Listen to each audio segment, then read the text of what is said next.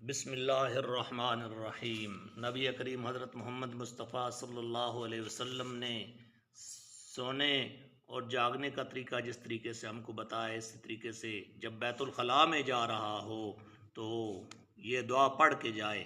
سب سے پہلے بسم اللہ کہے، بیت الخلاء میں جانے سے پہلے بسم اللہ کہے، پھر کہے اللہم انی اعوذ بک من الخبث والخبائث، اے اللہ میں تیری پناہ چاہتا ہوں خبیث جنوں سے، مرد ہوں یا عورت ہوں۔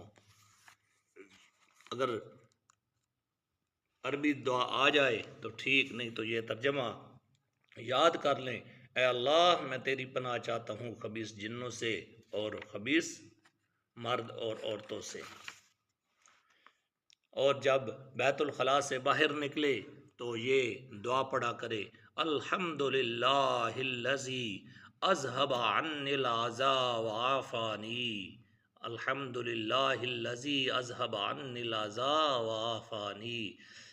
ترجمہ، سب تعریفیں اللہ کے لیے ہیں جس نے مجھ سے تکلیف دینے والی چیزیں دور کی اور مجھے چین اور سکھ دیا۔